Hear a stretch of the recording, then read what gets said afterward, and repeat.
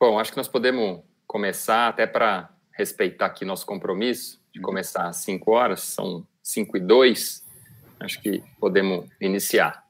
Então, em primeiro lugar, sejam muito bem-vindos, queria agradecer a todo mundo que está aí assistindo a gente, agradecer a participação aqui dos nossos convidados. Estamos hoje aqui reunidos para bater um papo sobre 2021. Um pouco a ideia para essa conversa hoje nasceu de algumas conversas que a gente foi tendo individualmente aqui entre nós e com algumas empresas e pessoas que têm se deparado com esse dilema de como preparar as ações, principalmente dentro das empresas, as ações voltadas às pessoas, ao trabalho com a cultura nas organizações, nesse cenário de tanta incerteza e depois de passar por um 2020 bastante conturbado, daria assim para dizer.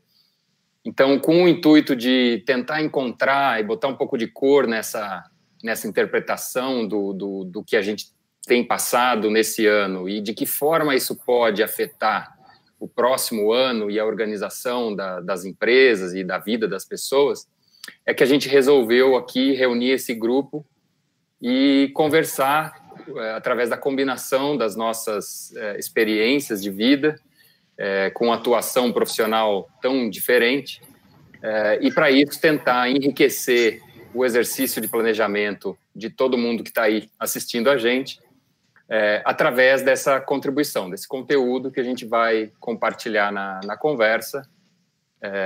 E acho que a beleza disso tudo está realmente na diversidade dos pontos de vista e o quanto que a combinação desses pontos de vista diferentes, uma combinação até certo ponto inusitada, eu diria, mas de que forma isso pode compor esse cenário e ajudar as pessoas nesse processo de decisão.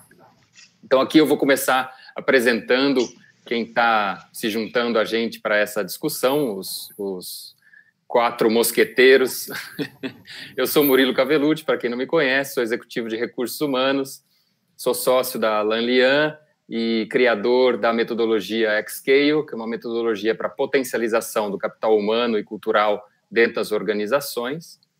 E junto comigo hoje a gente tem o Alberto Barbour, que é arquiteto urbanista formado pela USP, fundador da URD Arquitetura, vencedor dos prêmios ASBEA e ABCEM, com obras publicadas em livros e revistas especializadas da Ásia e da América do Sul, e ex-colunista da revista Morar, da Folha de São Paulo.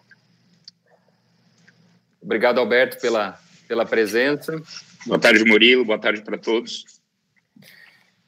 Além do Alberto, a gente tem aqui também o Diogo Lara, que é médico, psiquiatra, PhD em neurociências, psicoterapeuta, ex-professor titular e pesquisador da PUC do Rio Grande do Sul, tem mais de 150 artigos científicos em neurociências do comportamento e é cofundador do aplicativo de terapia guiada Síngulo, que é uma nova modalidade de cuidado da mente. Obrigado, Diogo, pela presença. Estou muito contente de estar aqui. Uma boa tarde a todos. E aí, para completar o nosso time, o Fernando Andraus, que é cofundador da Maio, foi líder executivo-chefe da Page Executive no Brasil, desde o seu startup em 2009, e foi responsável pela operação da América Latina dessa organização. Fernando é especialista em processo de sucessão em empresas familiares, é mentor em Endeavor e é membro da diretoria executiva do IBEF de São Paulo. Obrigado, Fernando. Boa tarde. Boa tarde a todos. Murilo, parabéns aí por organizar um time tão diferente. Diogo, Alberto, um prazer estar com vocês aqui. Bom, então vamos direto aqui para o assunto, né? Eu acho que aqui a nossa intenção é ter um olhar mais para frente. Acho que muito foi debatido até agora sobre os impactos de todo o processo que a gente tem vivido durante esse ano, tanto nas pessoas, do lado psicológico, emocional, quanto nas organizações, a necessidade de adaptação e etc.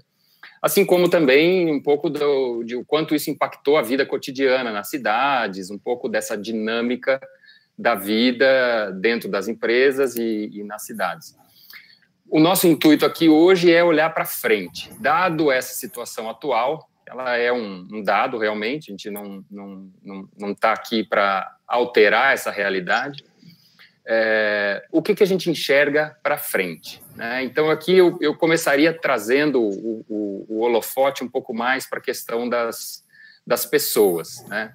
A gente consegue perceber que, ao longo desse processo todo que a gente vem passando, as pessoas têm o lado positivo e o lado negativo dessa situação. Então, acabaram se acostumando com todas as possibilidades que esse processo, dessa nova dinâmica de trabalho das empresas possibilitou, ou seja, fugir do horário de rush, gastar menos tempo de deslocamento para se dedicar às suas atividades profissionais, poder, de certa forma, conciliar o trabalho com a vida dentro de casa, incluir na sua rotina algumas experiências ou algumas tarefas familiares, algumas atividades junto com a família, enfim, vários aspectos positivos, né? De certa forma, eu escutei de algumas pessoas também o lado de percepção de ganho de produtividade.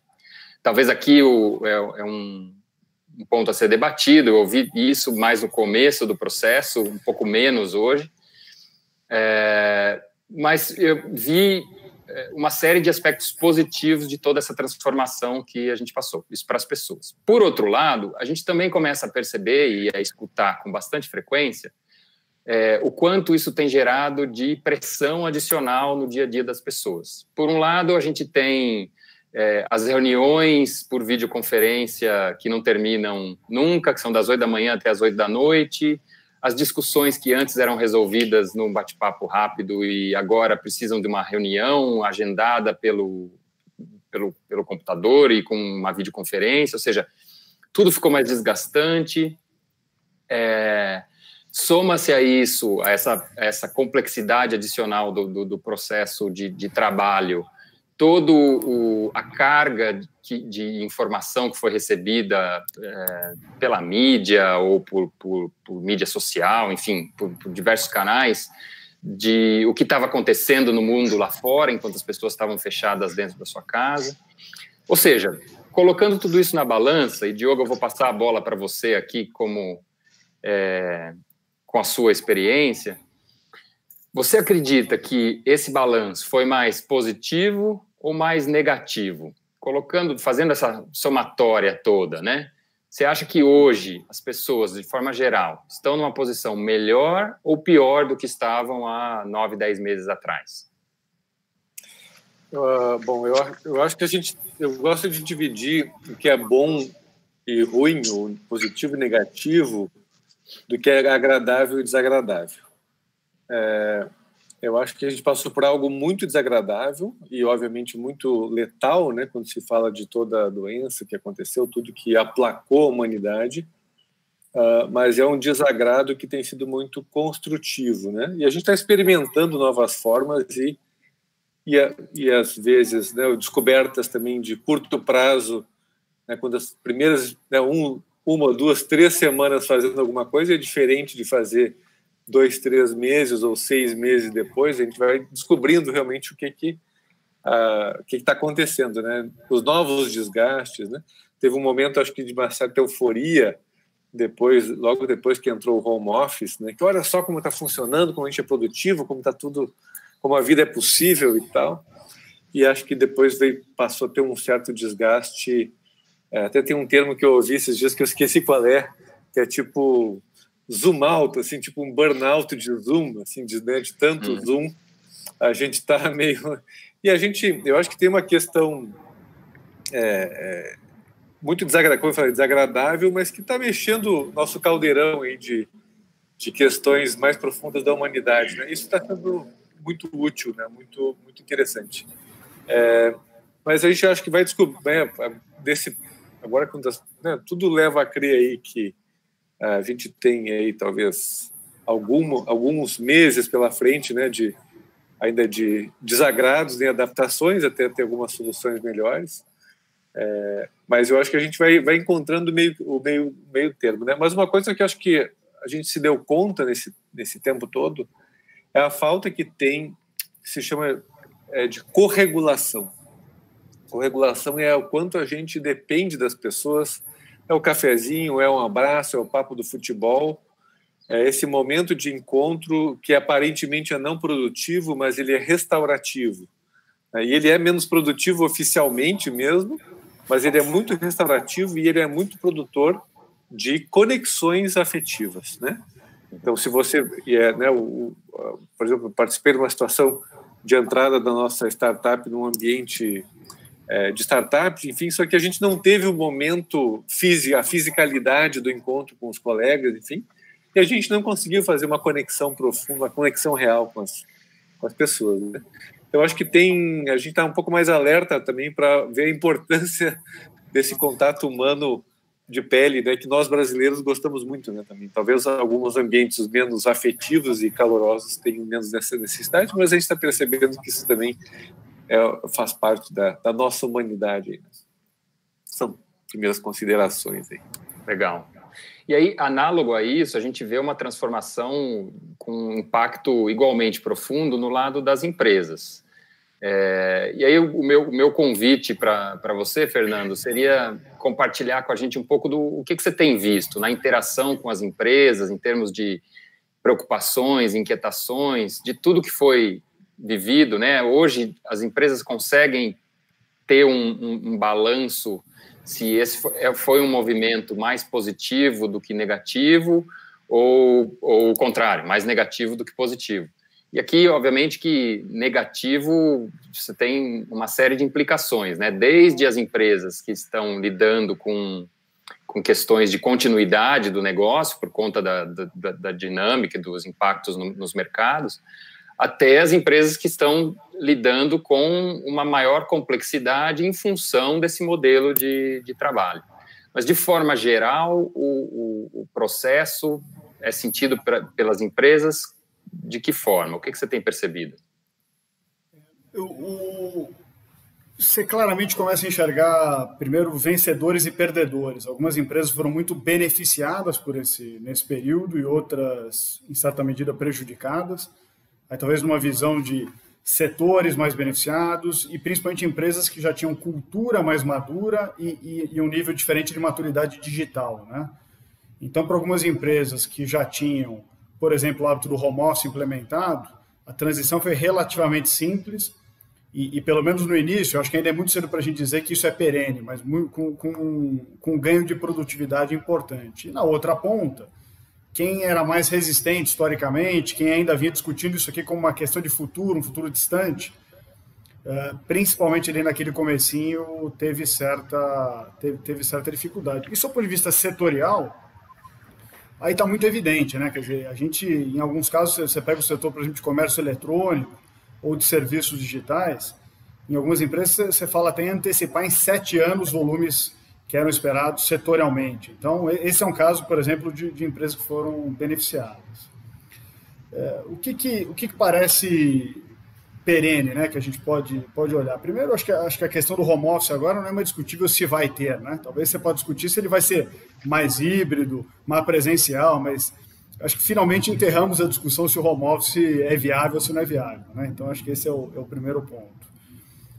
Apesar de ter, na minha visão, já uma queda recente, virtualmente as reuniões me parecem ser um pouco ainda mais eficientes, mais pontuais, pelo menos, né? Quer dizer, a gente criou um hábito aqui agora de reunião às 5 da tarde, às 5 normalmente está todo mundo conectado. Antigamente tinha um intervalo de 10, 15 minutos e tudo bem. Então elas têm hora para começar a acabar. Ainda hoje de manhã eu falava com um conhecido que é CFO de uma empresa, essa é uma nativa digital, e ele estava contando sobre a possibilidade de atrair talentos em qualquer lugar do mundo para determinadas áreas, né? Porque como eles resolveram adotar um home office de certa forma estendido, as barreiras físicas deixaram de existir. Então você passa a acessar talento que não necessariamente está na cidade onde a tua empresa está sediada.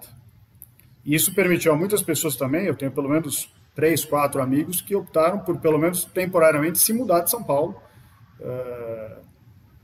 Por um ano, mudaram para o interior e têm conseguido trabalhar normalmente. Então, isso permite, as barreiras físicas, em certa medida, foram eliminadas. E finalmente, ainda no lado positivo, tem muito conhecimento disponível, né? Eu acho que você teve uma explosão aqui, seja na forma de live, seja na forma de cursos que foram colocados gratuitamente à disposição, ou mesmo com preço reduzido. Então, a gente passou a ter acesso a muito mais informação de qualidade. O que talvez seja a ponta negativa disso? Eu acho que esse excesso de conhecimento ele gera também um certo estresse, quer dizer, eu percebo as pessoas desgastadas, em alguma medida até cansadas de tanta informação que circula hoje, de todos os níveis e com toda a sorte de qualidade. É visível o desgaste desse período de trabalho estendido aqui, né? Você olhar para a tela longamente, quer dizer, para quem tem a vida de rotina de escritório, você ficar 8, 9, às vezes 12 horas aqui, olhando para uma tela, fazendo videoconferência uma seguida da outra. E por último, está claro que a gente perdeu um pouco de espontaneidade, né? Eu me peguei outro dia com a seguinte reflexão. Antes, Murilo, eu queria falar contigo, eu simplesmente passava a mão no telefone e te ligava, se você pudesse atender, você atendia, senão tudo bem. Mas hoje eu percebo que você tem uma certa etiqueta, né? Quer dizer, então você manda uma mensagem antes, será que eu posso te ligar aí em algum momento nas próximas 2 horas, você avisa, então tudo parece que ficou agendado, né? A gente perdeu muita espontaneidade. E isso, no ambiente corporativo, como o Diogo bem colocou aqui, ele perde a oportunidade de se criar conexões talvez um pouco mais efetivas aqui, né? Então, acabei me estendendo aqui, mas é um pouco das minhas reflexões para esse período e para o que vem. Legal. Acho que aqui a próxima questão que eu traria é para fechar o tripé. E aí eu acho que depois disso começa a química, né? Dado tudo isso que a gente tem visto, né? A gente olhou um pouco a vida das pessoas, o dia a dia das empresas, o que elas têm enfrentado, e eu acho que o terceiro elemento que faz diferença nessa equação é exatamente onde estão inseridas pessoas e empresas, que tem a ver com as cidades ou a sociedade, vamos dizer assim, num âmbito mais amplo. E aí, Alberto, eu traria para você contribuir um pouco com a sua experiência, do que você tem percebido por aí, de o quanto esse movimento que a gente já presenciou é suficiente para a gente dizer que alterou a estrutura de funcionamento das cidades, que alterou a relação das pessoas com o seu espaço, e aí o espaço sendo a sua residência, o local onde ela realiza o seu trabalho, que antes, na sua maioria, era um outro local. Hoje, em alguns casos, isso é tudo a mesma coisa, né? Então, o quanto isso já a gente poderia dizer que essa é uma mudança perene, uma mudança efetiva da relação das pessoas com os seus espaços, né? E efetivamente, o quanto a gente já poderia dizer, nós temos ouvido alguns casos de empresas que têm rescindido o contrato de aluguel, devolvido lajes inteiras na Faria Lima, e que a Faria Lima vai virar cidade fantasma. Enfim, tem uma série de especulações em torno do movimento que está acontecendo. Do que você tem visto? Isso é um movimento forte o suficiente para alterar a dinâmica das cidades e a forma como as pessoas estão organizadas no território? E olhando numa questão um pouco mais micro, queria que você trouxesse também um pouco de como você tem visto essa relação das pessoas com os espaços. Sim, vamos lá. A arquitetura é uma lente interessante para ler esse assunto, justamente por causa disso. A transformação, ela é a essa altura, uma realidade, né? E a cidade, não é que nós vamos ter pontos específicos de transformação, porque a cidade ela é uma transformação permanente, só que ela é muito escalada no tempo. O que está acontecendo agora é uma precipitação de uma série de mudanças ao mesmo tempo. Então, isso faz com que a gente tenha pontos positivos e pontos negativos que eu vou falar aqui, mas, sobretudo, não tem volta, começando pela resposta da sua pergunta aí, porque algumas situações já mudaram como uma aquisição da sociedade, né?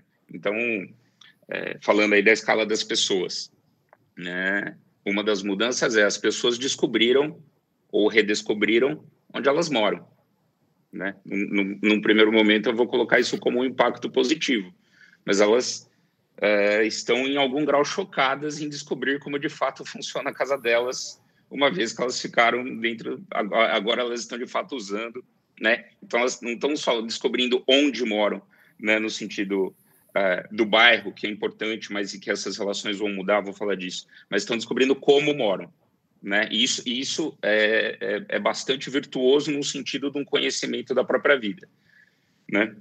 Ampliando um pouco a escala, ainda falando do impacto positivo, você tem um salto quântico tecnológico, né? Falando aí das empresas agora, né? A gente alcançou um status de operação tecnológica que a gente esperava alcançar daqui a um tempo, daqui a alguns anos. Óbvio, nós temos empresas mais adiantadas nisso, mas nós temos empresas que praticamente não conviviam muito nesse ambiente digital, né?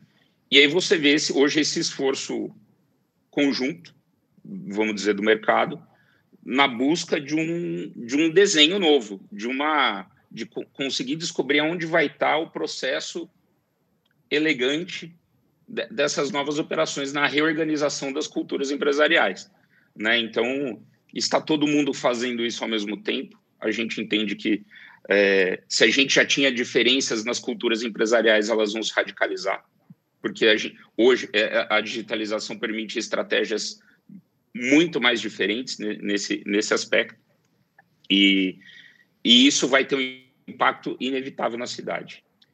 A cidade, outra coisa que é importante dizer, acho que o Diogo pincelou isso lá do aspecto dele, mas a cidade ela é um dispositivo de convívio e troca. A razão dela existir ao longo do tempo é essa, ela é um dispositivo de convívio, né? E de facilitação de troca. Então, nós temos essa necessidade, assim, a cidade não vai evaporar, assim como a Faria Lima não vai virar uma avenida fantasma. Os usos vão mudar. A cidade vai continuar se adaptando como ela vinha se adaptando o tempo todo, né? Mas nós vamos viver isso talvez com cores mais fortes, assim, com cores mais vibrantes, né? Então, esses aspectos todos num primeiro momento me parecem positivos, porque eles jogam luz numa situação que vinha num processo de entropia muito lento e que parece que a situação que a gente foi lançado nesse ano precipitou a você iluminar essas questões para poder trabalhá-las melhor. Lógico, tem pontos negativos, né? Eu acho que esse salto tecnológico que eu disse fez com que a gente alcançasse a tecnologia disponível hoje. Então, nós alcançamos a tecnologia. Está todo mundo nas plataformas usando mais ou menos como nós estamos usando aqui agora. Só que a gente descobriu o quão desgastante é esse tipo de interface todo dia por muitas horas, né? Soma-se a isso todos os protocolos e etiquetas novos que nós temos que nos adequar praticamente do dia para a noite, né? Então, gerou uma situação de um pouco de insegurança para todo mundo, que eleva o estresse no momento que a gente não está precisando mais de estresse. E acho que o outro ponto negativo é o mesmo, ele é idêntico a um dos pontos positivos. As pessoas descobriram onde elas moram e elas não gostaram muito do que elas descobriram. E aí, eu acho que aqui agora a gente está devidamente aquecido para entrar no nível hard. Até agora estava muito fácil. Todo mundo, cada um dentro da sua zona de conforto, vamos dizer assim, né? Mas eu acho que aqui o nosso olhar para o futuro é na tentativa de tocar, de alguma forma, ou arranhar algumas respostas. É evidente que, nesse momento, ninguém tem resposta para quase nada, né? Mas o que eu tenho visto, o que eu tenho percebido e as questões que têm chegado até mim, através das pessoas que eu tenho interagido, das empresas que eu tenho atuado próximo, tem a ver com quais as premissas para me planejar. Ou seja, acho que o valor do planejamento para o sucesso de longo prazo, a gente não está aqui para discutir, né, o quanto isso é uma ferramenta reconhecidamente importante para atingir esses objetivos de longo prazo. Agora, num cenário como esse, onde a gente tem tanta coisa diferente, tantas mudanças, tantas coisas que foram questionadas e até derrubadas, que fogem das nossas áreas de conhecimento, das áreas de expertise, né, da maioria das pessoas que estão dentro das empresas hoje. Como é que eu faço para me programar ou me planejar para o que vem daqui para frente, né? Ou seja, as pessoas estão mais estressadas, vamos dizer, o nível de estresse médio, aparentemente, do que eu capturei aqui das respostas de vocês, ele subiu. As empresas estão tendo que entender como lidar com um novo modelo de trabalho sem conhecer, muitas vezes planning as we go, né? Ou seja, vai descobrindo à medida que vai interagindo com isso. E obviamente que essa relação de vida pessoal e trabalho traz impacto na dinâmica das cidades e consequentemente, no estado emocional das pessoas, né? As pessoas são uma só, a gente sempre... eu pelo menos falo isso há muitos anos, né, quando a gente está discutindo equilíbrio, vida pessoal, vida profissional, você não consegue dissociar o que é vida pessoal, vida profissional, né? A pessoa, o indivíduo, ele é uma coisa única, ele está interagindo com ambientes diferentes em diferentes momentos da sua vida, mas nessa situação, quando a gente coloca tudo na bacia, o que são os elementos importantes para realmente levar em consideração na hora de olhar o futuro? A gente está pensando em como as pessoas vão interagir ou quantas pessoas já estão adaptadas a esse novo modelo. Ainda tem um papel das empresas de apoiar essa adaptação. O que fazer com quem não se adaptou e eventualmente... está questionando essa possibilidade de permanecer nesse modelo. Do lado das empresas, o que fazer com os processos que não estão andando ou com os resultados que estão decrescentes em função dessa complexidade adicional. E, obviamente,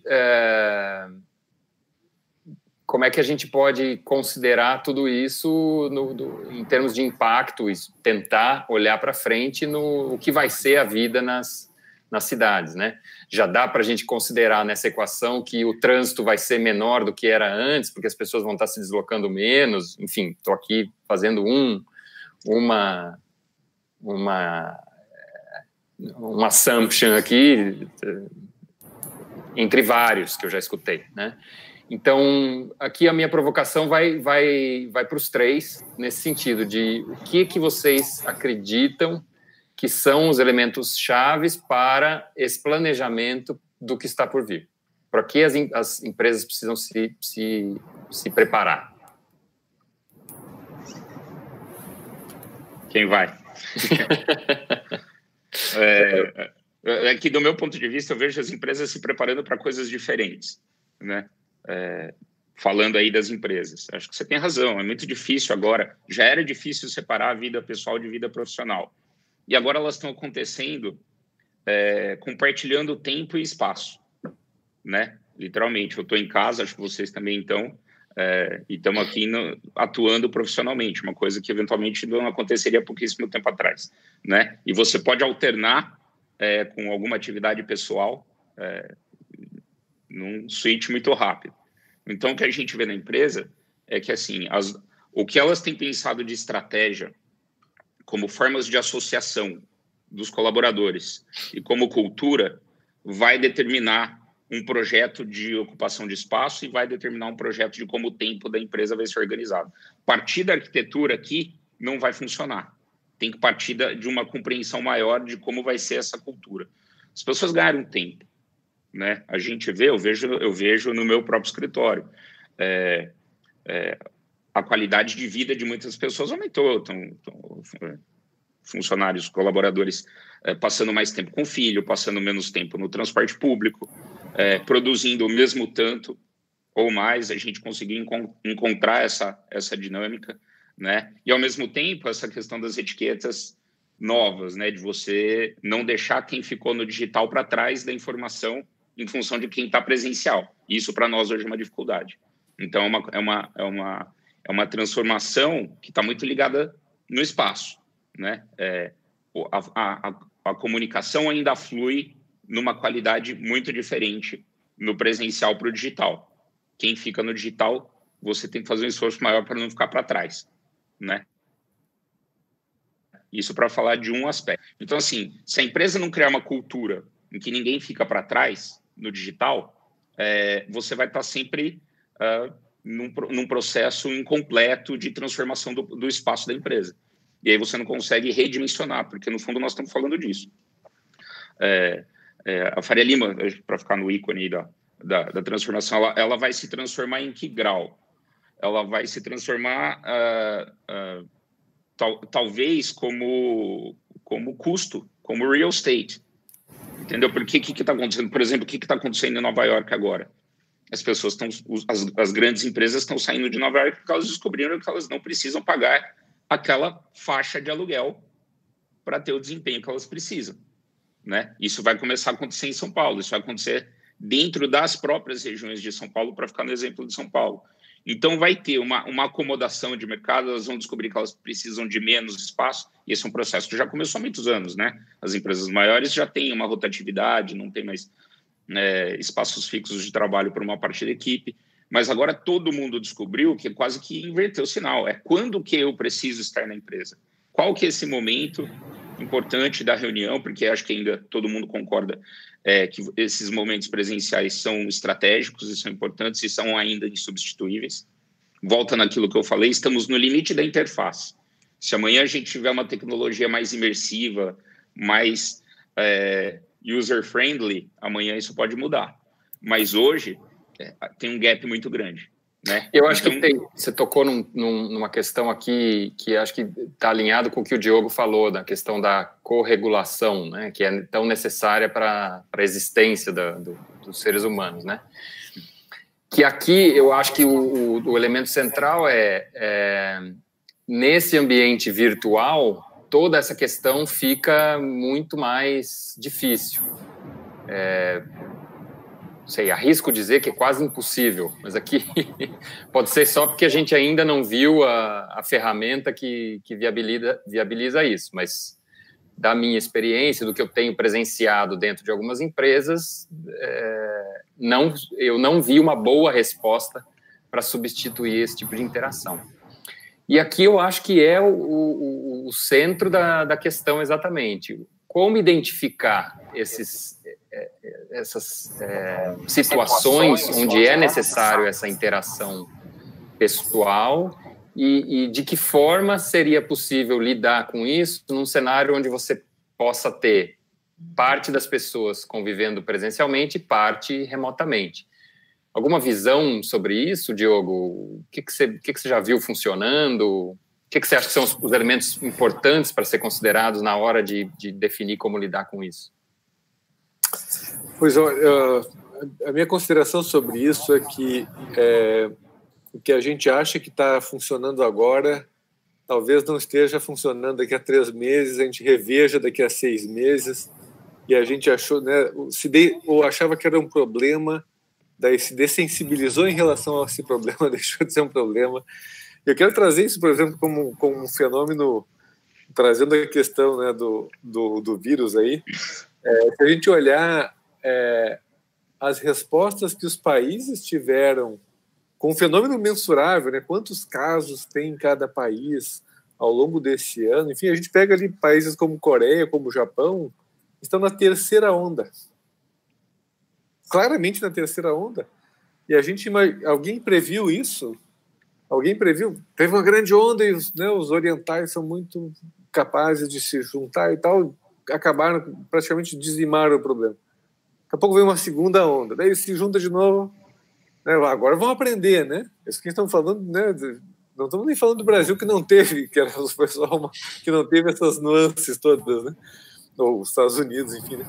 Daqui a pouco, agora tem uma terceira onda claramente aparecendo lá, né? Então, assim, e com as mortes acontecendo, e a gente o ser humano vai se dessensibilizando a algumas coisas, vai se sensibilizando a outras, né? E a gente não prevê isso, assim, acho que ninguém realmente previu, talvez algum expert aí tenha colocado, né, que vai ter 3 ondas, ou vai ser, enfim. Mas, assim, eu acho, assim, uma coisa lamentável, inclusive, como a gente é incapaz de aprender com os erros dos outros, né? Vendo o que está acontecendo lá na Europa, tendo as informações, está aqui, né? A gente fala desse mundo conectado, essas grandes informações e tal. A gente não consegue adaptar o nosso comportamento para uma coisa que é óbvio que vai acontecer. Eu fico, assim, perplexo. Então, assim, com isso eu estou querendo dizer, assim, que a nossa capacidade, a gente vai se adaptar, né? E acho que tudo que houve está havendo essas várias questões que estão acontecendo nesse ano, que é o que se chama em biologia de pressão seletiva, né? Do Darwin, né? São fenômenos que os mais aptos, que não são necessariamente os mais fortes, né, mas os mais aptos vão se adaptando e muitas vezes tendo vantagens, como o Fernando falou, vantagens competitivas e mais acesso a recursos, enquanto outros ficam à deriva e vão ter que se virar, né? Então, eu acho que a gente tem um wake-up call aqui nessa situação toda, né, de nós, seres humanos, reconhecemos que nós não somos tão bons assim em lidar com problemas, nós não somos tão bons em prever como a gente vai resolver as questões, ou como é que a gente vai reagir. Aliás, eu estava estudando lá nossa nova série no Singular sobre felicidade, e grande parte dos estudos sobre felicidade lidam com o seguinte paradoxo. Quando colocam as pessoas a fazer um certo experimento, elas perguntam para as pessoas: o que você acha que vai acontecer? E a pessoa diz tal coisa. O que você acha que vai ser bom para você? A pessoa diz tal coisa.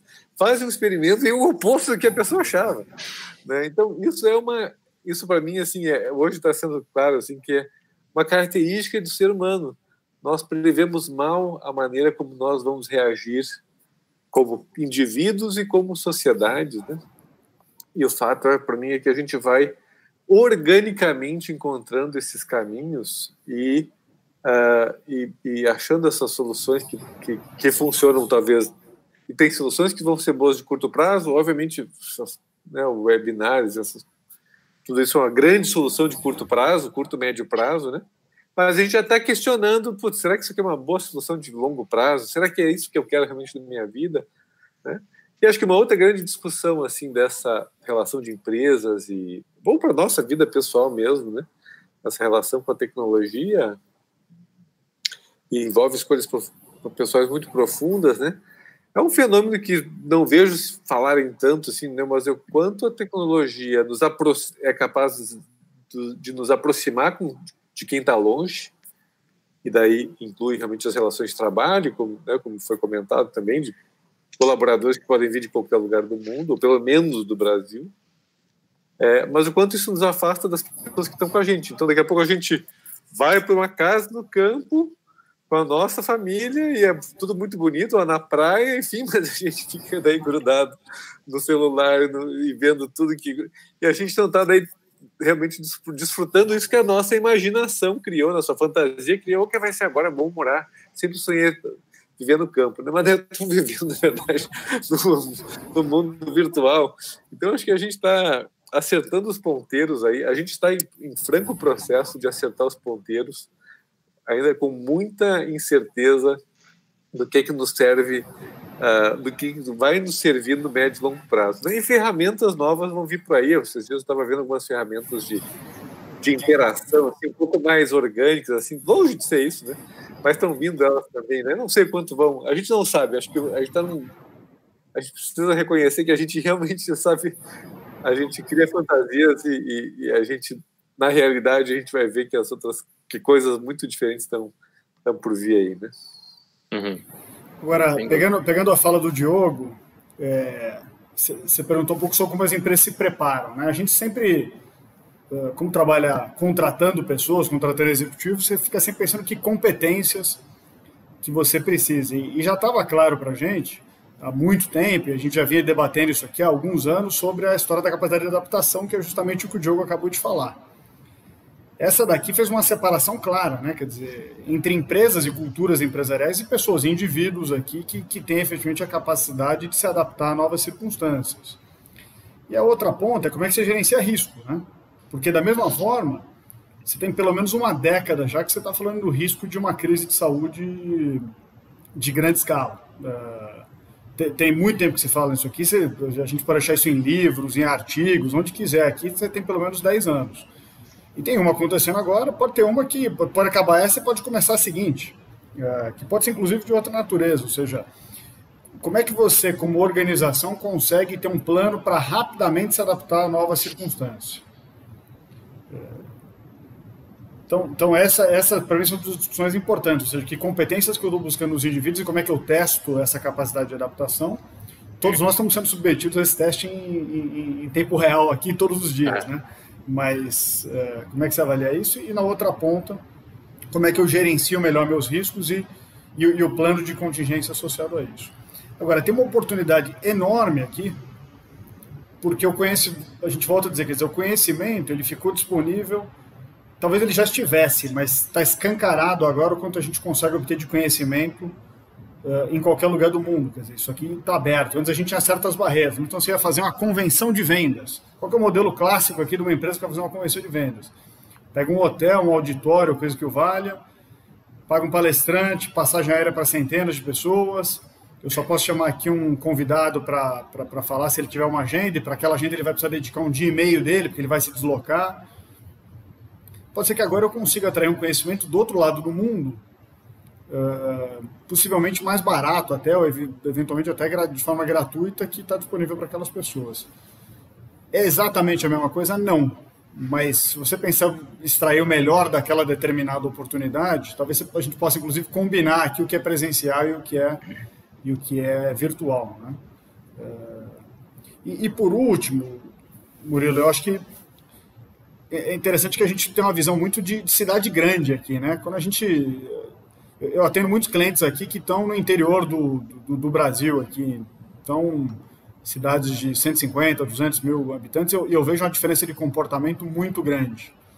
Então, talvez se a gente estivesse tendo esse debate aqui com executivos de diferentes empresas médias, possivelmente todos estivessem já nos seus escritórios. Quer dizer, eu vejo uma diferença muito grande entre o comportamento das grandes companhias e das empresas médias que não estão sediadas aí nas grandes cidades.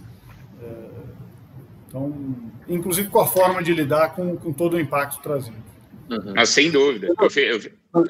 Qual é essa diferença, Fernando? Só para deixar claro, como é que é essa diferença das empresas individuais?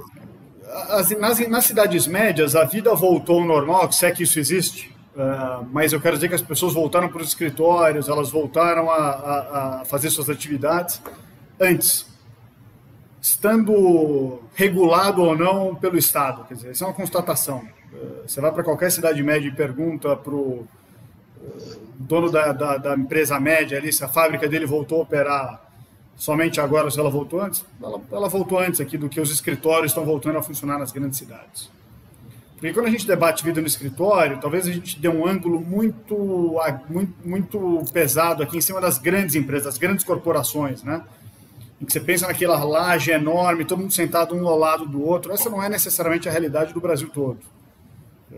Eu ia pontuar uma coisa justamente sobre isso, né? Porque a gente fala muito, agora que a gente percebe que a convivência profissional não é mais compulsória ou tão essencial, no caso das grandes empresas, porque tem muito modelo de negócio que a presença é até uma ferramenta de vigilância. A gente sabe, assim, de produtividade, a essa altura do campeonato.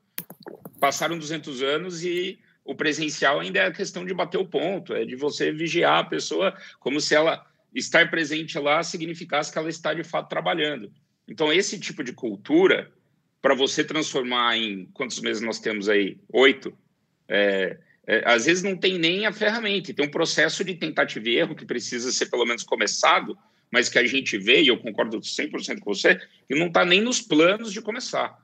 Uma parcela significativa do mercado está só sentado, esperando uma vacina, esperando tudo voltar como era antes, né?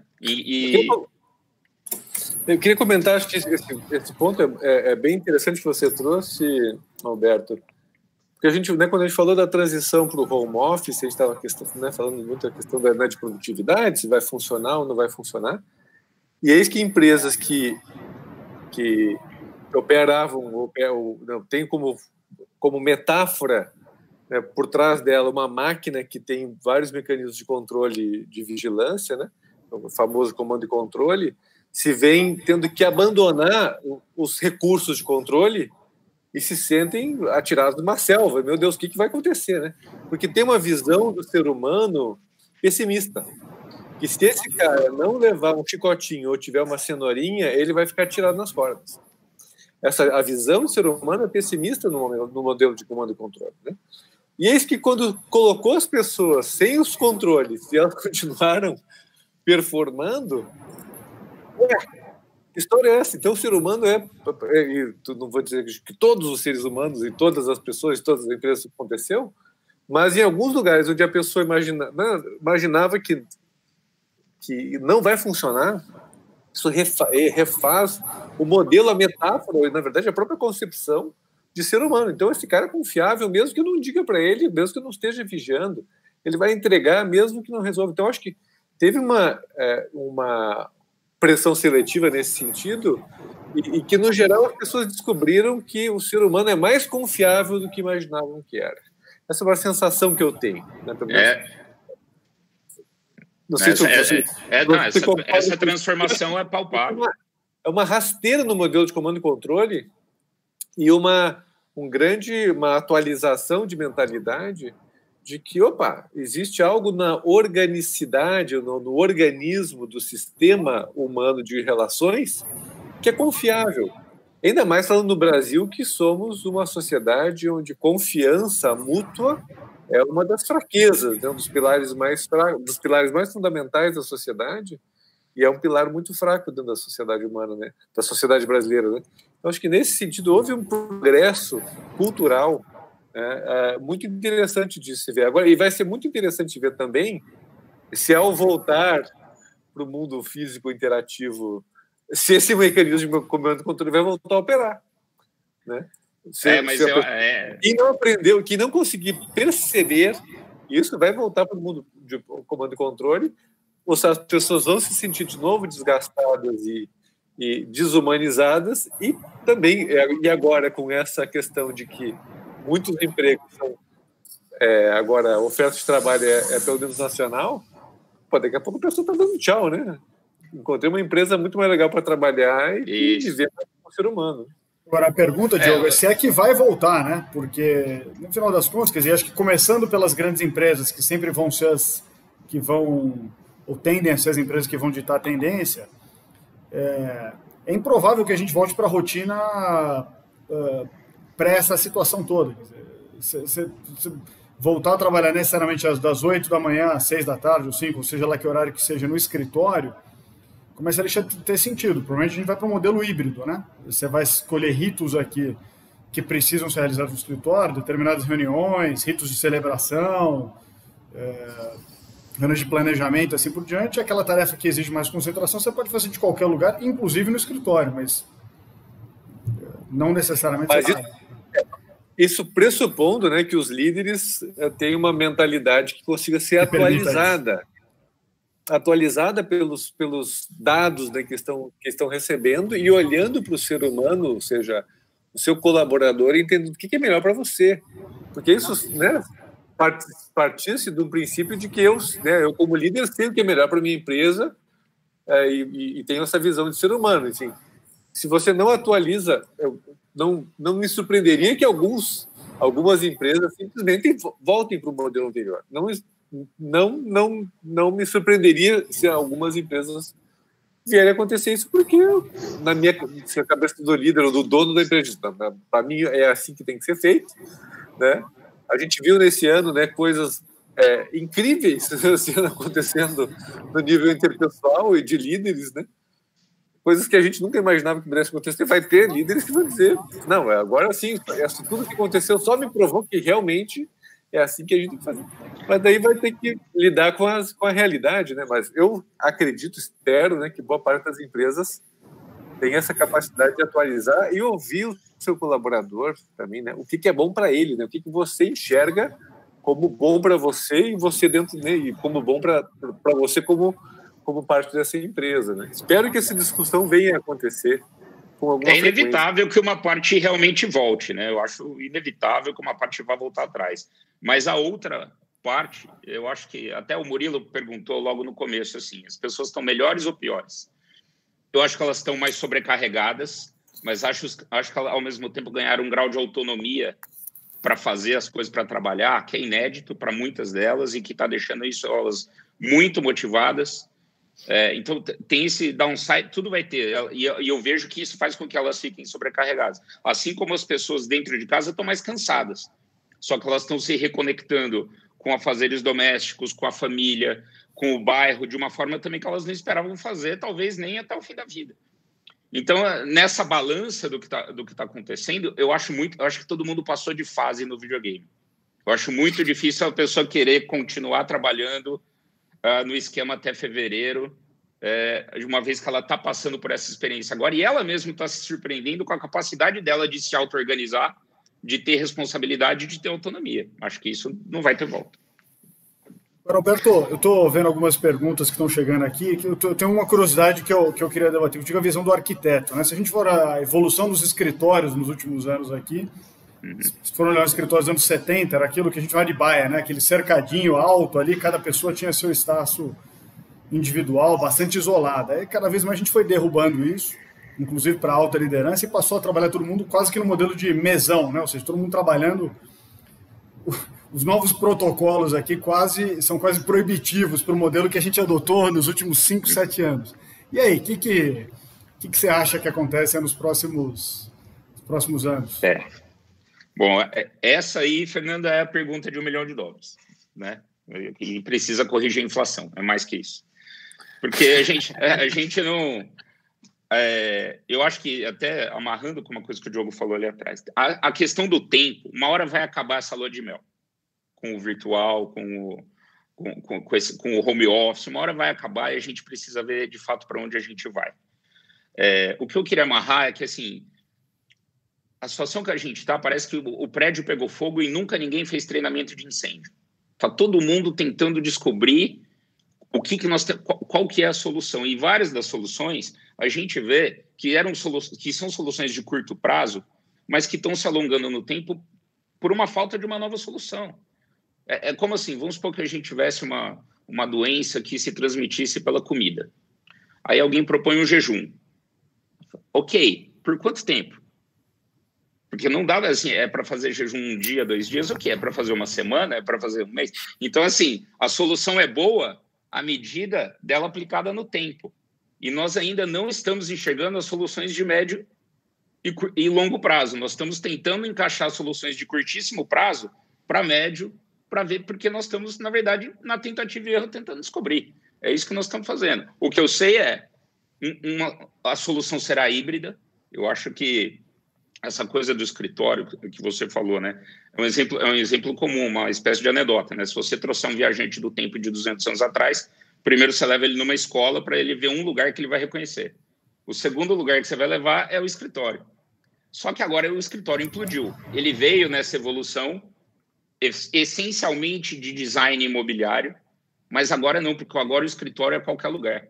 É o restaurante office, é o café office, é a praça office. Não é mais uma questão do mobiliário dentro do mesmo prédio, né? O escritório é em qualquer lugar e em lugar nenhum, desde que exista essa cultura organizacional, né? Agora, isso quer dizer que nós vamos, então, se mudar para a nuvem e ficar por lá? Não, não quer dizer isso. Assim como na escola, o convívio é essencial e não substitui os outros tipos de interação. Os outros tipos de interação, eu fico pensando, o cara que inventou o WhatsApp, ele não imaginava a ferramenta de trabalho que ele estava criando naquele momento. Tenho certeza que ele achou que era para A falar com B, né? E, ao mesmo tempo, hoje, se a rede caiu e o WhatsApp continuar, você continua trabalhando, né? Então, assim, é uma dinâmica com muitas variáveis e a gente não consegue ainda enxergar soluções de longo prazo. Por isso que eu falo, é a pergunta de $1 milhão hoje. Mas o que a gente percebe é assim, a única garantia é que para trás nós não vamos. Nós vamos ter que desenhar o futuro, né? Nós estamos num ponto e precisamos descobrir o próximo passo. E aqui eu colocaria aqui um pouco mais de sal aqui nessa discussão, né? Eu acho que o modelo futuro é o híbrido. Acho que isso, a essa altura do campeonato está mais ou menos claro para todos nós aqui. Pelo menos para nós quatro, pelas conversas aqui, está parecendo que tem um consenso nessa questão.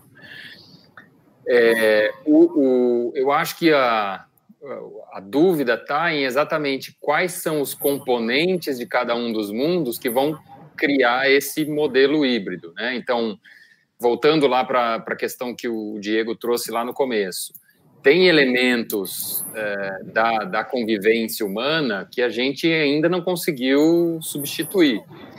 E aí, na hora de se preparar para a criação desse novo elemento, esse novo modelo híbrido, quais são os pontos de atenção, efetivamente, que as empresas precisam ter? Então, acho que o Alberto trouxe a questão de o espaço precisa estar adaptado à forma de trabalho, à filosofia de trabalho.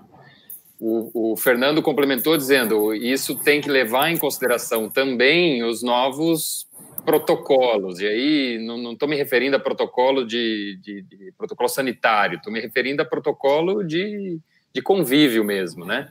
É uma nova dinâmica. Então, isso também precisa estar incorporado no espaço físico. Mas e nos processos? O que tem aqui de importante que a gente precisa, como empresas, olhar para garantir que exista essa consideração, para garantir que as pessoas continuem com um senso de pertencimento, ou que você consiga propagar uma cultura dessa organização e diferenciar essa organização de todas as outras que estão no mundo lá fora, justamente para evitar o que o Diogo trouxe, que é o desafio se agora é possível para todas as empresas no mundo captarem talentos em todos os lugares do mundo, você pode ter um nível de rotatividade que é prejudicial para todas as empresas, né? Então, aqui, tentando sumarizar a minha pergunta, quais são elementos concretos que a gente precisa colocar dentro desse planejamento para construir o modelo híbrido? E, Murilo, deixa eu aproveitar aqui, a gente já começa a entrar algumas das perguntas aqui. O Pedro Soma, Pedro é o CEO da Quico, que está revolucionando a mobilidade nas grandes cidades. Então, como o cara que está fazendo isso, ele pergunta o seguinte: como é que a gente integra pessoas que estão trabalhando presencialmente com aquelas que estão trabalhando virtualmente, sem criar um sentimento de perda, né, de quem não está participando para quem está online? Então, você tem uma reunião de 10 pessoas, estão 5 aqui numa sala, cafezinho, tudo aquilo que vem antes ali da reunião, e 5 estão das suas casas ali esperando para começar. Como é que a gente coloca todo mundo no mesmo barco, né? Quem se arrisca? Essa é difícil, hein, Pedro? Eu acho que a gente tem um componente psicológico. Deixa eu apresentar, né? Eu acho que quem está fora, geralmente quem está fora se sente perdendo alguma coisa, mesmo que não esteja perdendo nada. Hoje está muito claro isso. Você entra numa reunião, tá todo mundo lá sentado junto, e você tá na tela, eu acho que automaticamente você já acha que eu tenho pelo menos o café eu não vou tomar. Né? Acho que tem esse componente. Eu acho que a gente tocou em alguns elementos daqui. Eu ressaltaria a questão de ser capaz de, como empresa, de construir um modelo resiliente. Acho que você trouxe isso, Fernando, em algum momento, dessa necessidade de adaptação muito mais rápida e muito mais fluida do que era até bem pouco tempo atrás. Acho que todo esse processo ensinou para a gente o quanto isso é importante. E eu diria que a maioria das empresas que eu conheço, que eu interajo, ainda não estão preparadas para esse nível de adaptabilidade. Então, eu acho que tem aqui uma nova, como o Alberto falou, né, o nível da fase do videogame. Então, tem um novo patamar de adaptabilidade que vai ser requerido das organizações. Como é que você consegue construir isso dentro das organizações? Através de pessoas que consigam lidar bem com esse tipo de cenário. E aí acho que vai muito para a sua praia aí, Fernando, de como as empresas estão olhando para essas características das pessoas, né? E o quanto as empresas estão preparadas para receber e incorporar esse tipo de pensamento, de mindset, dentro dos seus processos de negócio. Mas principalmente a forma de exercer a liderança, que é o Diogo falou, matou de vez o modelo de comando e controle. E eu concordo em gênero, número e grau, mas a questão matou esse, mas precisa colocar alguma coisa no lugar, né? E aqui eu acho que tem um desafio que na maioria das vezes eu vejo as empresas menosprezando, acreditando que é uma mera evolução do que já se praticava no passado, e eu acho que a gente está falando de uma coisa completamente nova. Para mim, aqui, esses seriam verticais importantes.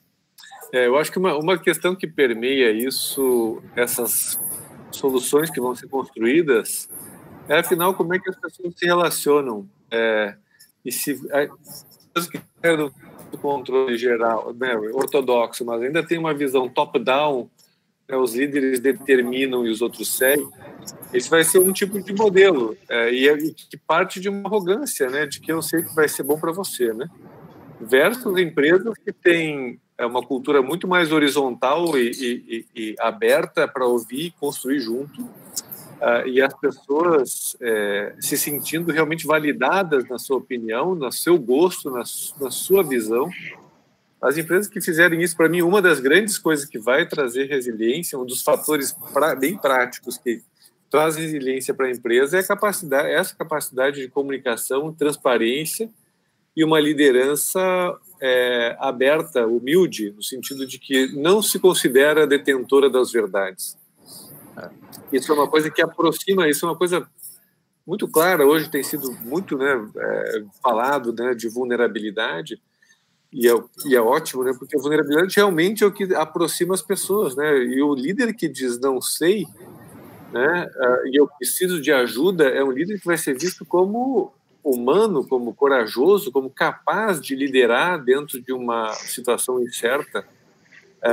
E são incríveis eu acho que tem soluções criativas, muito criativas para acontecer, se nós, como seres humanos, nos abrirmos para essa capacidade de ouvir falar, né, empatizar e legitimar o outro como um ser capaz de saber o que é bom para ele, né? Eu acho que essa é uma grande questão que vai vir aí, que tem muito a ver realmente com o mindset, os padrões assimilados do que é o ser humano, e a resiliência, para mim, claramente vai pender a favor de quem é capaz de ter organizações mais horizontais, mais orgânicas, que dão senso de pertencimento, legitimam a humanidade, líderes mais normais, menos poderosos, arrogantes, detentores do saber, pessoas, apesar dos seus títulos, né, e das suas conquistas. Eu acho que esse é um grande wake-up call para as organizações. E espero que isso aconteça, espero que seja uma crise sanitária que a gente está vivendo, uma crise econômica, uma crise social que leve ao resgate do ser humano nas relações desindustrializadas, nesse sentido. Uma coisa é a indústria operar, mas a gente deixar de ser tão industrializado e pasteurizado nessas relações. Agora, pensando nessa questão dos excluídos digitais aqui, né? Você pensando nessa... Qual que é a minha visão? Eu acho que a gente vai passar por novos protocolos aqui de relacionamento, né? Regras de convivência, porque... Se a gente parar para pensar, tinha piadas que eram completamente aceitas 10 anos atrás que hoje são absolutamente rechaçadas. Talvez da mesma forma, isso é realmente um talvez aqui, todo aquele processo de construção de ambiente pré-reunião, né? Quer dizer, quando você tem muita gente envolvida aqui, talvez a gente desenvolva novos protocolos e regras de convivência aqui para os que estão presencialmente e os que estão remotamente aqui nos ambientes. E acho que qualquer líder empresarial e a área de gestão de pessoas tem um papel-chave aqui em como apoiar a criação dessas regras de convivência. E, finalmente, eu acho que as conversas difíceis provavelmente ainda vão ser presenciais na medida do possível, né? Então, talvez talvez não seja esse o objeto da pergunta aqui, que é como é que você trata aqueles que estão fora, né? Mas as difíceis eu continuo vendo a importância de se encontrar presencialmente. Eu lembrei da questão de você apresentar uma proposta comercial. Você vai enviar por e-mail? Você não vai sentar e apresentar, né? Tem vários setores que têm uma resistência muito maior. Telemedicina, existe uma resistência muito grande, né? Uma grande segmento da medicina fala assim, não, eu preciso ver, eu preciso examinar o paciente, né? E enquanto outras áreas conseguem fazer uma solução mais híbrida.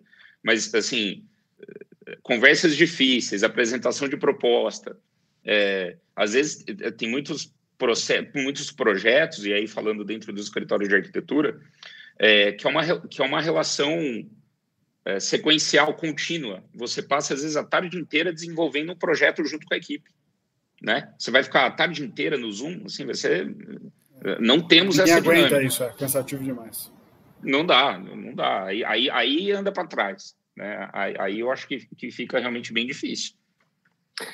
Aqui o ponto que eu adicionaria é difícil entender um pouco o que é satisfatório, né? Onde está o limite do satisfatório para as pessoas, né? Afinal de contas, as pessoas vão para dentro das empresas, né? Para as organizações, em busca de uma série de coisas, né? Entre elas, satisfazer algumas necessidades individuais. E o quanto que essa interação remota ou online, ela reduz a capacidade da pessoa se satisfazer nessas necessidades. Aqui, não sei se eu estou falando uma bobagem muito grande, Diogo, mas eu tenho percebido um pouco disso, que até uma pergunta aqui que apareceu da Renata Gaspar, de como fomentar esse senso de pertencimento, as relações, a integração das pessoas, para satisfazer essas necessidades emocionais, vamos dizer assim, de relacionamento com esse mundo mais remoto, né? O que você acha disso? Acho que esse processo ele passa pelo autoconhecimento. Nunca foi tão necessário o autoconhecimento, porque quando mudou a regra do jogo, se você não olha para dentro e atualiza alguma coisa, ou percebe onde é que está machucando, onde é que está batendo, o que não serve mais, o que eu preciso desenvolver que eu não tenho, se você não faz isso, você vai ficar à deriva, né?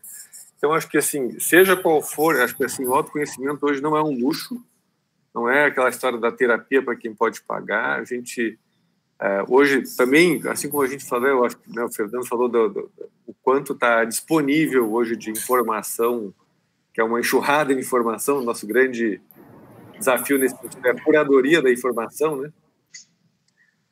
Para usar o nosso tempo adequadamente, eu acho que o autoconhecimento hoje ele é fundamental no processo de adaptação. Quando a gente falou nessa capacidade de adaptação, se eu não fizer, a gente pode olhar para o mundo externo, quais ferramentas que eu vou usar, qual é o protocolo aqui, qual é o processo, como é que a empresa determina isso, mas as pessoas estão sendo chamadas, não, enfim, em vários níveis, todos esses momentos, para olhar para si, para encontrar esse lugar dentro de si e entender que a gente passou, né? Se a gente for considerando que todos nós aqui fomos moldados para um mundo que não existe mais. A gente foi criado e educado para um mundo que não existe mais. Eu gosto de uma metáfora que a gente foi, né, criado como uma lagoa onde a gente fazia aquele remo que tinha alguém dizendo, né, com 4 pessoas alinhadas, né, tudo linear. E agora o mundo é uma corredeira, a gente está com aquele bote que cada um vai por si, a gente tem que achar uma dança ali, uma organicidade, um equilíbrio do conjunto, ao mesmo tempo que você é indivíduo. E a corredeira destrói o bote de madeira, né? aquele remo. Né? Então, assim, a gente não foi preparado para isso, e a gente está se adaptando, enfim. Só que agora, né, esses 7 anos ou 5 anos que foram em 6 meses, eles também requerem, para mim, uma atualização do autoconhecimento mesmo, e senão você fica à mercê de doença mental, que aumentou 3 vezes, né, você fica, né, de estresses novos, enfim, e se você não é capaz de perceber, opa, sinal amarelo aqui, não estou legal, e ter um momento de restauração e estratégias de restauração, seja terapia, seja um grupo de amigos, seja a igreja, seja as leituras, enfim, né? Meditação, retiro, exercício, o que for. Se você não fizer essa atualização, você sucumbe. Só que eu acho que o momento está pedindo não só uma manutenção de autoconhecimento, mas uma mudança mais profunda realmente de como é que eu devo estar na vida, né? E acho que uma das dicas finais disso é: onde dói, é para lá que tem que ir. Uhum. Onde dá medo, é para lá que tem que ir. Ou seja, e a gente, naturalmente, muitos de nós têm a reação natural de evitar a dor e evitar o medo. Só que o processo de autoconhecimento que vai realmente gerar profundas mudanças sintetizando, eu diria isso como um lema, né? Onde dói, onde há o medo, para lá que eu vou. Porque é lá que eu tenho território a ser explorado e que eu vou precisar descobrir. Então, para um líder, né, falando para um líder que é difícil eu me expor e dizer que eu não sei o que fazer, é para lá que você deve ir. Se isso dá medo, se isso dá frio na barriga, é para lá. Isso aí está indicando que é ali que você deve mexer. Sair da zona de conforto e entrar nesse território da dor e do medo. É muito bonitinho, vamos sair da zona de conforto. Sim, mas significa você olhar para o medo e para a dor e enfrentá-la e resolvê-la, ou buscar métodos de lidar com isso, individuais, com terapeutas ou com grupos. E acho que esse é um chamado aí para o momento. Eu tenho falado exatamente isso para algumas pessoas, Diogo. Você até mencionou a abordagem da vulnerabilidade aí. É um momento de colocar a vulnerabilidade na mesa com a maior humildade do mundo, porque dela vai emergir a coragem de fazer a coisa certa. Em que sentido? Eu, como líder da minha empresa, a última coisa que me ocorreria agora é virar e falar assim: olha, eu acho que tem que ser assim. Tive uma ideia aqui, fiz um plano. Ou contratei um plano para me falar como vai ter que ser agora e os caras me entregaram, tá aqui o plano. Não dá, vai ser tentativa e erro, nós temos que assumir que nós vamos viver uma situação provisória por um tempo e que ela vai se transformar de tempos em tempos, talvez em intervalos cíclicos muito curtos, né? A última coisa que eu faria agora é falar assim: pessoal, já entendi o que está acontecendo aqui. Pode ser até dentro de casa, né? Já entendi como vai ser o esquema aqui em casa agora. Não entendeu, não tem como entender, não tem o que entender no meio do vendaval, né? Então nós líderes dentro de casa ou líderes dentro da empresa, temos que simplesmente sentar e falar assim: olha, estamos num grande workshop, vamos testar coisas. Vamos testar todo mundo fazer reunião digital, mesmo quem está presencial, só para a gente ver que tipo de gap gera, que tipo de lacuna gera. Porque o presencial, ele tapa essas lacunas ali. Faltou imprimir não sei o quê, vai lá e imprime. Faltou, entendeu? Então, assim, nós temos que fazer dessa experiência um workshop, com muita humildade, de entender que não deve derivar nada muito definitivo dele por um bom tempo, né? E para isso a gente precisa dessa abordagem da corredeira, de entender que nós estamos na corredeira e aceitar um pouco o fluxo do rio. E eu acho que a ótica vale para dentro das empresas também, né? Eu posso falar sobre o papel como líder na empresa, líder na minha casa. Aí, Alberto, você falou por você, mas eu aqui não sou a melhor pessoa para falar como líder da minha casa. Agora, dentro das empresas, o que eu acho que, e aqui por isso que eu trouxe que eu vejo um paradoxo, que por um lado a gente está dizendo é fundamental e a chave para acionar esse futuro está em ser adaptável, ter autoconhecimento, conseguir pensar em formas novas e desenvolver essas novas soluções à medida que o tempo passa. Tudo isso tem uma conotação muito flexível, né, muito fluida. por outro lado, o que a gente vê na prática as pessoas e os líderes da maioria das empresas, pelo menos aqui estou falando com o meu universo de observação, as empresas que eu tenho observado, a maioria dos líderes em situações como essa, de grande incerteza, adotando o modelo reptiliano.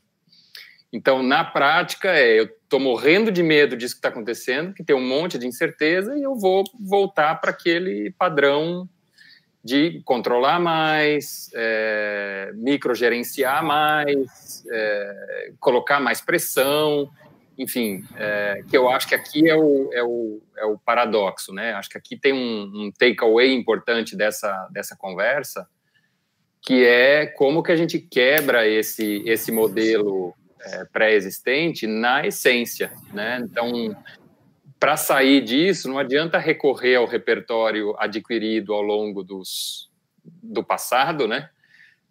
Você tem que criar um novo repertório. E aqui que eu acho que é o grande desafio, porque eu não enxergo ainda a maioria dos ambientes nas empresas capaz de desenvolver isso.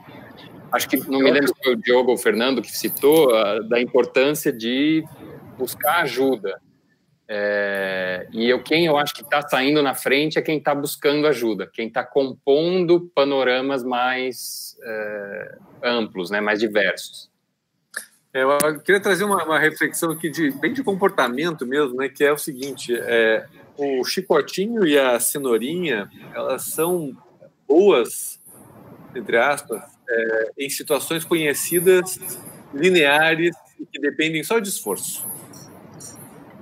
Que é muito do mundo mecânico mesmo, né? Só que a gente está no mundo digital, quântico, não linear, onde essa estratégia ela é muito complicada. E se você bota mais pressão e mais cenourinha e mais chicotinho, você faz com que o córtex desligue, o córtex do seu colaborador, que é onde está a inteligência e criatividade, vai desligar e o cara vai ficar operando nas regiões límbicas e reptilianas de sobrevivência.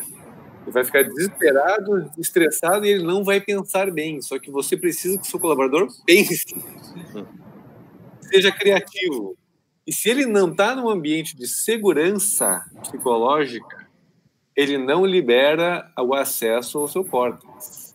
E você está, provavelmente, grande parte dos colaboradores, que não sejam essencialmente braçais, e mesmo muitos braçais precisam estar, obviamente, tem questões elaboradas para serem executadas, não é só um braço mecânico. Você está pagando, você contratou e pagou ele pelo seu córtex, em grande parte, né? E essa parte emocional para fazer a ligação, para fazer a conexão, a confiança, enfim, mas você quer o conhecimento, a capacidade de resolver problemas, de encontrar soluções, de fazer vendas, de fazer o que for, né? E se ele não estiver operando, se ele não estiver tocando, se o instrumento dele não estiver afinado, a música vai sair horrorosa. E colocar pressão significa aumentar a tensão das cordas e essas cordas vão arrebentar. Isso precisa ser entendido. No mundo não linear, se o ser humano não estiver centrado e num ambiente de segurança psicológica, ele vai operar pior.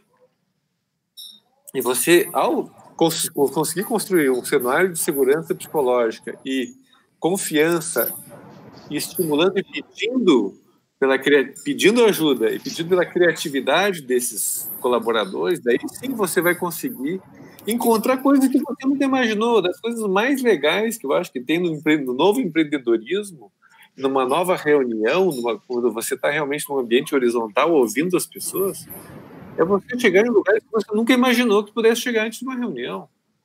Eu vou dar um exemplo bem pontual para nós, lá no Símbolo, né?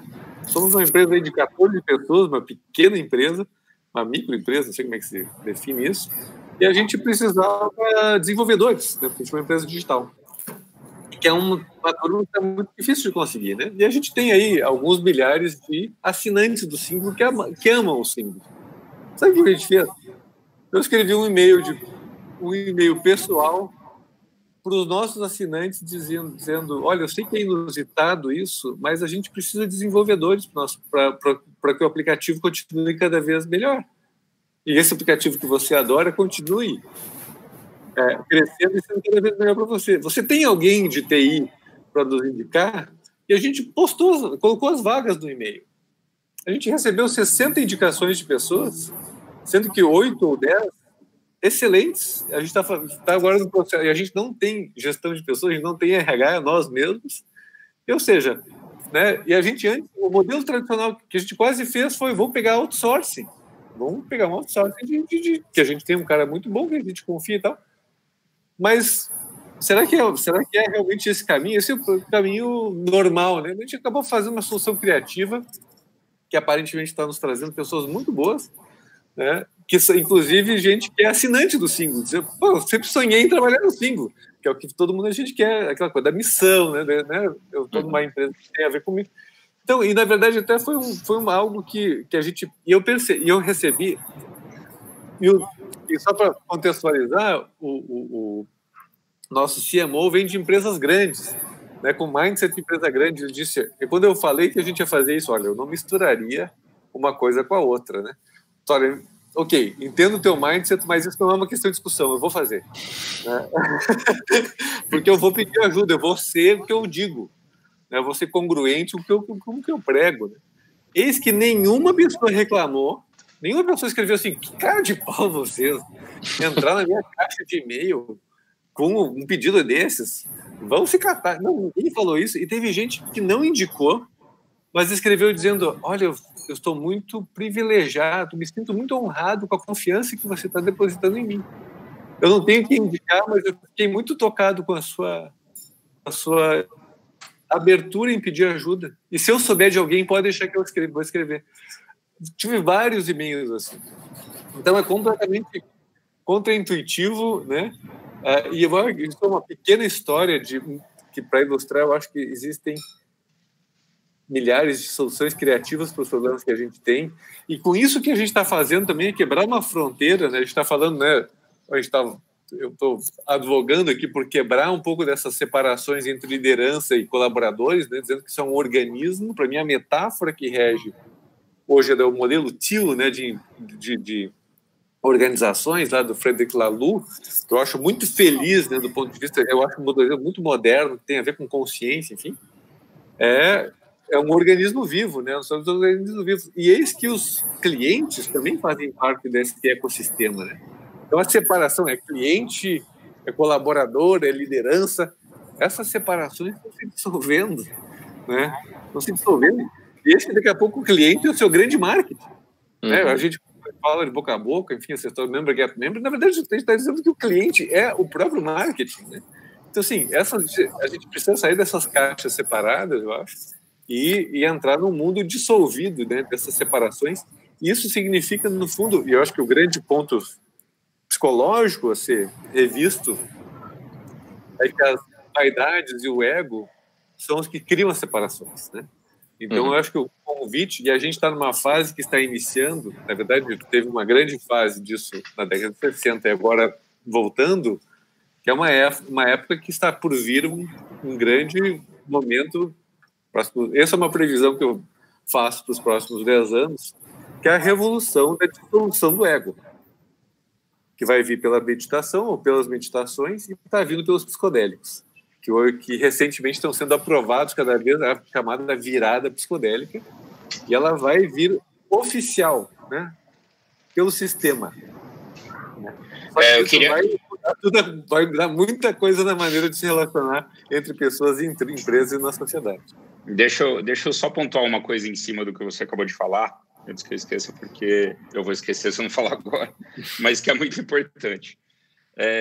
Talvez o maior, a gente está falando aqui de se preparar para 2021, ou pelo menos para se preparar para o futuro, e talvez a qualidade mais importante de todas nesse universo de incertezas que a gente tem pela frente vai ser esse de selecionar as pessoas para trabalhar com o córtex dela, para ficar na sua metáfora, né? Acho que um dos maiores orgulhos meu como líder da minha empresa é a equipe que eu montei. Porque demora muito, ainda mais quando você é arquiteto, para você entender e desfazer a confusão de que você não é o primeiro violino da orquestra. Você é o maestro. Entendeu? Você não está gerando o som. Você está lá só coordenando.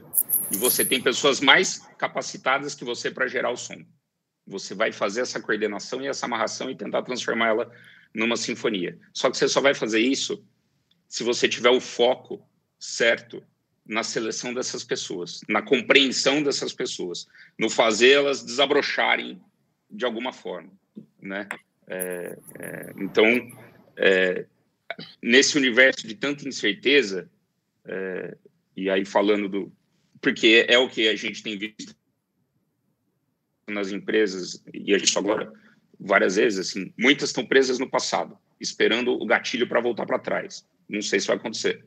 Muitas já estão aceleradas lá no futuro, até forçando uma situação extremamente digital, abrindo mão de algumas coisas talvez essenciais no core business delas, né? Então, a saída, eu concordo com você, é zen, é meditativa, é ficar no presente, é tentar entender o teu presente ali para tentar entender o quanto do futuro você vai pescar quando ele se manifestar, mas para isso você precisa montar essa rede neural, também para ficar na metáfora, de pessoas que representam essa orquestra da empresa, e você entender cada um o lugar dela. Acho que essa vai ser a qualidade número 1 para olhar para frente daqui para frente. Agora, a reflexão do Diogo é interessante, porque já há alguns anos se fala numa tendência do trabalho voltar quase para o estado artesanal que a gente tinha 150 anos atrás, né? Para pensar no pequeno vilarejo 120, 150 anos atrás, o que você tinha? Você tinha um sapateiro que tinha ali a oficina dele no térreo, ele morava em cima, ele era conhecido por todo mundo ali daquela pequena comunidade. Você não tinha essa separação tão clara entre a figura profissional e pessoal dele, ele trabalhava junto com a família. Olha só, nós estamos voltando a trabalhar junto com a família. O que o Diogo acabou de dar de relato aqui para a gente, né? Quer dizer, que ele, na comunidade de clientes, ele no vilarejo dele, entre aspas, ele se expôs, ele se comunicou com todo mundo como um ser humano falando com o outro, quer dizer, sem aquela robustez corporativa, né? Quer dizer, que de certa forma funciona como escudo. Então, com um formato um pouquinho diferente, o que a gente está assistindo é a gente voltar, talvez, a se aproximar mais com uma característica de pequena comunidade, né? No qual as pessoas passam a se conhecer mais e a se expor um pouco mais. Aqui a pergunta que eu ia trazer aqui, uma reflexão para você ajudar a gente, Fernando. Se a gente escuta aqui o que o Alberto falou, o que o Diogo falou, um pouco de o quanto essas são características importantes dessa transformação, de tudo que a gente deve experimentar como seres humanos e dentro das empresas, o quanto você já vê esse movimento. Acho que você está atuando com um perfil de empresas talvez um pouco maior, né? Então, para essas empresas, como você acabou de dizer, talvez tenha um comportamento um pouco mais protocolar, né? Para uma empresa menor, é muito mais fácil tomar uma decisão como a que o Diogo tomou lá para o Singulo. Mas para as maiores, você já vê esse tipo de movimento aparecendo? Você acredita que os profissionais que têm essa capacidade de adaptação e que enxergam esse tipo de dinâmica de relacionamento com as equipes, eles estão sendo mais valorizados pelas empresas, ou isso ainda é uma coisa que está por vir? É um processo de transformação em andamento. Então, o que eu diria é que a maior parte das empresas, as empresas são conjuntos de pessoas, né? Quer dizer, no final das contas, elas já adquiriram a consciência sobre a necessidade de maior transparência, de maior pragmatismo aqui nas relações e na forma de se relacionar com todos os seus stakeholders, sejam colaboradores, clientes, fornecedores, quem quer que seja. Agora, como qualquer coisa entre você tomar consciência e você tomar ação, muitas vezes você tem um intervalo que vai ser mais curto ou mais longo, a depender de quem está à frente desse processo, né? Então, claramente, as empresas que estão em vantagem são aquelas que entenderam já que esse é o novo comportamento esperado, de quem quer que seja. E quando eu falo desse comportamento, nós estamos falando, de novo, de transparência, de uma comunicação mais fluida, com menos barreiras de corporativismos, né? Quer dizer, e que preservam as relações de longo prazo aqui. Eu acho que assim, o que a gente enxerga é que essas são as empresas que estão prosperando, inclusive nessas circunstâncias. E que talvez... Eu nunca gosto de usar uma crise como uma oportunidade, falar para isso aqui uma oportunidade, alguém se deu bem, especialmente quando a gente fala de uma crise de saúde, né? Mas, no final das contas, quem está prosperando nesse período já adotou essas características aqui, de adaptação, de transparência, de capacidade de comunicação, de falar a verdade, admitir quando errou e de se esforçar para corrigir de forma legítima. Agora, quanto mais entranhada a empresa, quer dizer, quanto mais ela depende das milhares de alçadas, das dezenas de conversas prévias para se fazer as coisas, das milhares de autorizações, mais difícil é isso acontecer. E acho que é por isso que a gente vê tantas empresas médias prosperando, né? Quer dizer, e ocupando espaço que anteriormente era das muito grandes. Legal.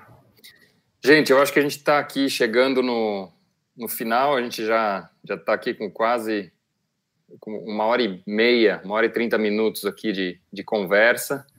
E acho que a gente, de uma forma geral, abordou todos os temas, chegaram várias perguntas, agradeço o pessoal que enviou as perguntas aqui pelo chat do YouTube. Eu entendo que a gente abordou todas as perguntas de uma forma ou de outra ao longo da nossa conversa, todas elas foram endereçadas. Mas, de qualquer forma, acho que se fica o sentimento de dúvida, se alguém tem ainda alguma questão que acredita que fosse importante e gostaria de elaborar um pouco mais, eu vou fazer um convite aqui, sem pedir o convite, a autorização antecipada para vocês, mas eu vou deixar aqui um convite para o pessoal que quiser procurar todos nós aqui através de rede social. Então, é possível me encontrar pelo LinkedIn facilmente. Murilo Cavellucci, só tenho eu, não tem nenhum homônimo. Mas eu pediria para vocês aqui deixar um pouco o contato, como as pessoas podem entrar em contato com vocês, e se quiserem fazer alguma consideração final. Então, vamos começar aqui pela ordem do relógio. Fernando, você quer ser o primeiro? Acho que, em primeiro lugar, prazer enorme aqui. A gente poderia continuar mais um tempão conversando, o papo tá realmente ótimo. E, de verdade, só agradecer a todo mundo pelo tempo, quem acompanhou. E dizer que eu estou enxergando isso aqui muito mais como uma oportunidade aqui, de verdade. Nós estamos vivendo uma era de transformação, a gente pode ser protagonista nisso. Então, acho que esse é o convite que eu faço. Obrigado, Murilo, por organizar aqui e por tomar a iniciativa de reunir 4 ângulos completamente diferentes. Obrigado. Alberto? Bom, também acho que o assunto é apaixonante, né? Por incrível que pareça, com toda a condição extraordinária que a gente está vivendo, é um assunto que a gente é obrigado a pensar o tempo todo e ainda assim a gente não cansa de gerar ideias a respeito do que vai acontecer. Então, inevitavelmente, você fica pensando que são assuntos que vão ter continuidade entre nós, expandindo essa rede de conversa aqui, respondendo o que você colocou. Como Alberto Barburi, em qualquer uma das redes sociais vocês me acham. E é isso, agradecer a oportunidade. Acho que é uma conversa que foi muito bacana. Assim, eu saio com muitas ideias novas dessa conversa aqui. E agradeço aí ao Fernando, ao Diogo e a você pela oportunidade. Valeu. Diogo. Legal. Bom, eu adorei a conversa, o encontro, né? O poder do encontro. Eu sou um fã dos encontros, né? No caso virtual, trocar umas ideias, a gente fala e se dá conta de coisas também, a gente ouve e é provocado. Eu acho isso muito importante e é um dos mecanismos, né, de adaptação, né? Para a gente conseguir se remodelar. Estou no LinkedIn, Diogo Lara, meu e-mail é diogo@singulo.com. E é isso, né? Também espero também contribuir para... Estamos tentando fazer a nossa parte para atualizar a mente das pessoas via aplicativo e nas empresas também. É isso, eu agradeço muito, Murilo, o convite, e é realmente uma honra ter participado com o Fernando e o Alberto, aí, que são pessoas realmente que eu adorei conhecer. Legal. Eu agradeço imensamente vocês por se disponibilizarem para bater esse papo. Também saio aqui, estou tentando não esquecer nenhuma das notas mentais que eu fiz aqui. Vou sair daqui, vou correr para o caderninho para anotar tudo, porque eu acho que foi um papo super legal. Confesso aqui entre nós que eu ainda sou old school e gostaria de ter isso com uma cerveja na frente, de repente numa mesa um pouco mais descontraída. Mas ainda assim, acho que vale o que a gente construiu aqui junto, esse bate-papo que trouxe frutos super legais. Então, mais uma vez, agradeço o Diogo, o Alberto pela disponibilidade, Fernando, especial agradecimento para o Fernando e para o time da Maio, que além da participação ainda ajudaram imensamente com a parte da divulgação, com a parte da infraestrutura técnica aqui para a gente poder realizar a conversa. Então, super obrigado. E vamos dar continuidade. Eu acho que, sem sombra de dúvida, é uma conversa que dá vontade de continuar, e quem sabe a gente não pensa numa forma de tornar ela mais permanente, né?